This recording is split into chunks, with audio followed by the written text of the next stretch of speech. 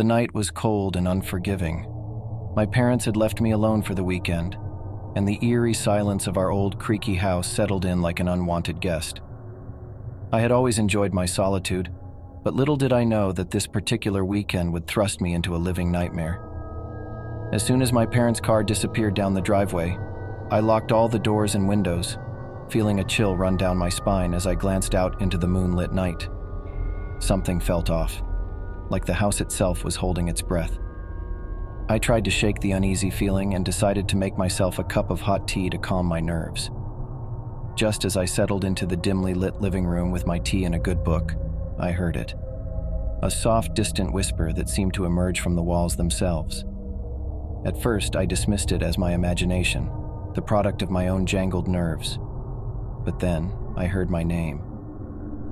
Sarah. The whisper was so faint that it could have been the wind playing tricks on me, but there was a sinister undertone to it. My heart began to race, and I strained my ears to listen. The voice spoke again, closer this time. Sarah, come find me. My blood ran cold as I realized that the voice was coming from within the house. There was no mistaking it. It was as if someone or something was calling me. Fear gripped me, and I hesitated for a moment before slowly getting up to investigate. I moved through the darkened hallway, the voice growing louder as I got closer to the source. It seemed to be coming from the basement, a place I had always found unnerving. I had no choice but to descend the creaky stairs, clutching my tea for some semblance of comfort. The basement was pitch black, illuminated only by a single, flickering bulb. The voice led me to a corner of the room where an old, cracked mirror stood, covered in dust and cobwebs. My reflection looked distorted, as if the glass held some malevolent power of its own. Sarah, the voice hissed, I'm trapped in here. The mirror seemed to shimmer, and I could see a shadowy figure lurking within its depths. It was a face I couldn't quite make out, but the eyes held a chilling malevolence. I backed away, my heart pounding. As the figure reached out toward me, a piercing scream escaped my lips, and I bolted up the stairs, slamming the basement door shut behind me. I was trembling with fear, and my mind raced to make sense of the inexplicable horror I had just witnessed. The voice continued to whisper, growing more urgent and menacing. I called my parents, barely able to form coherent words as I explained what had happened. They assured me it was just my imagination, and that I was letting my fears get the best of me. But I knew what I had experienced was all too real. As the night wore on, the voice became a constant presence, an unrelenting tormentor that refused to let me sleep. It whispered threats and promises of unspeakable horrors, its tone growing more deranged with each passing hour. I huddled in my room, the door locked and barricaded, clutching a baseball bat for protection. The darkness outside seemed to stretch on forever, and the minutes dragged into hours.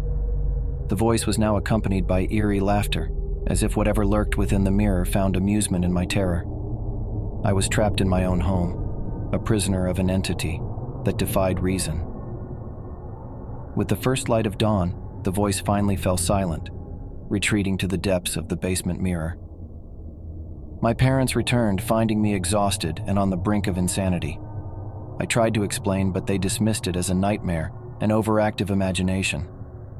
I knew the truth, though, and as they unpacked, I couldn't help but cast a wary glance at the basement door. The mirror stood there, innocently reflecting the room, but I could feel the malevolent presence lurking just beneath the surface. To this day, I can't look into a mirror without feeling the chill of that horrifying night.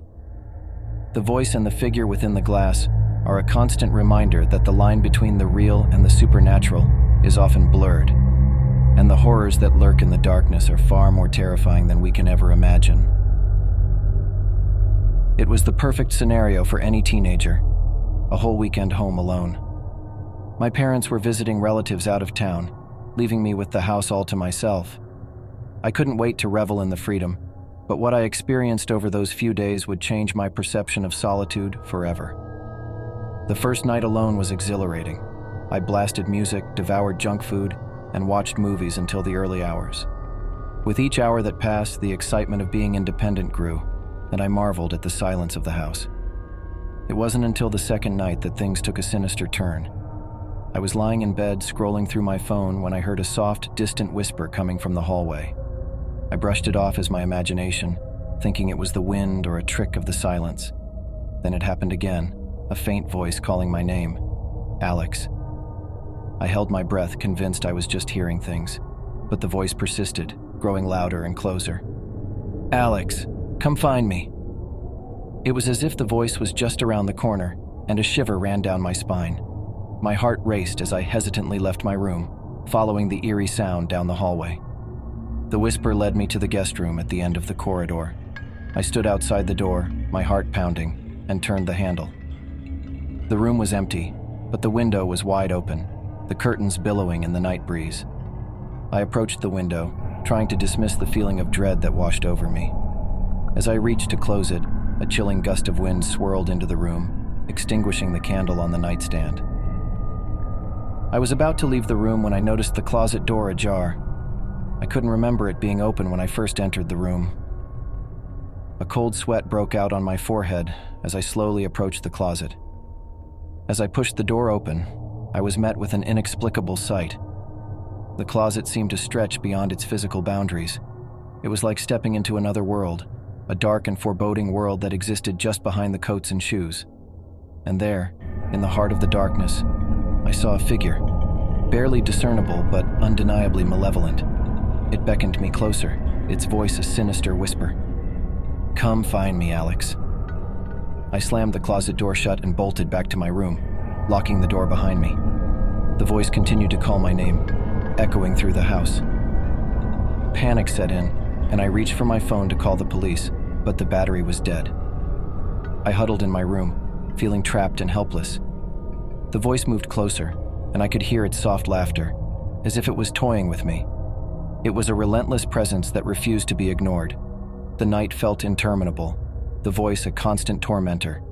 It was only with the first light of dawn that the sinister whispers finally faded. The house was once again quiet, and the feeling of dread began to lift.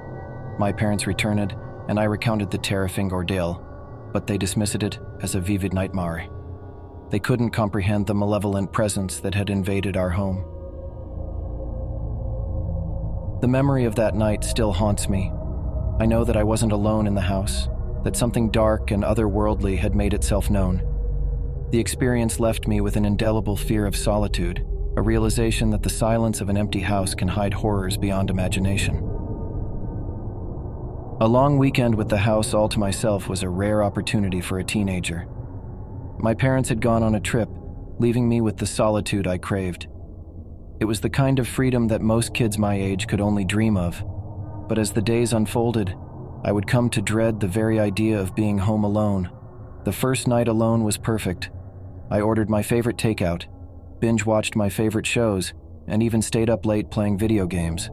The house was quiet, and I reveled in the solitude. On the second night, as I was immersed in a gripping novel, I heard something. A soft, eerie whisper that seemed to come from nowhere and everywhere at once. Katie. I dismissed it as my imagination, attributing it to the silence and my solitude.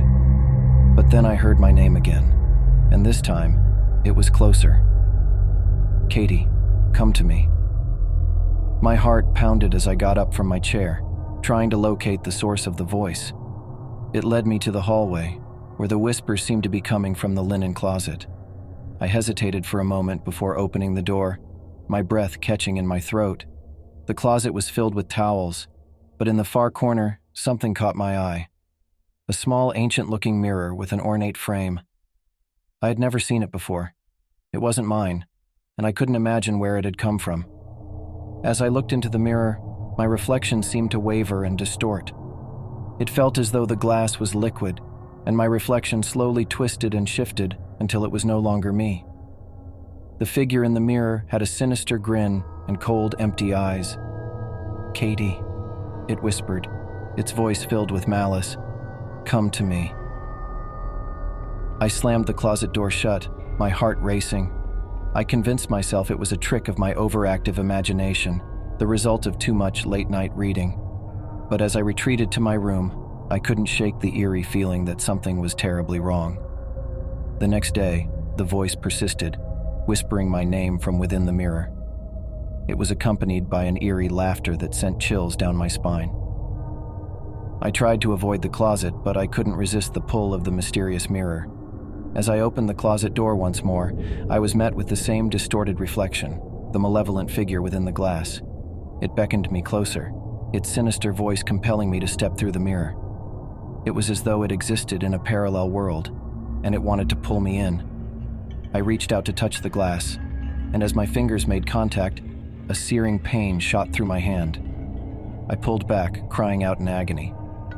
The figure in the mirror seemed to smile, its satisfaction evident. Terrified and in excruciating pain, I fled from the closet, slamming the door shut.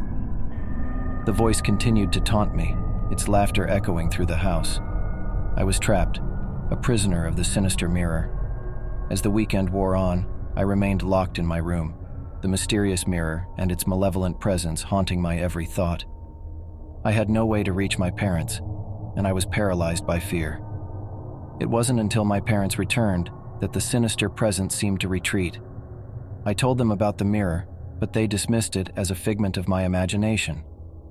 The mirror had disappeared, and the malevolent voice had fallen silent. But I knew what I had experienced was all too real. I couldn't shake the feeling that the mirror was still out there, lurking in the darkness, waiting for its next victim. The weekend of solitude had turned into a nightmare that would forever haunt me, a chilling reminder that the line between reality and the supernatural is often blurred, and the horrors that lurk in the shadows are far more terrifying than we can ever imagine.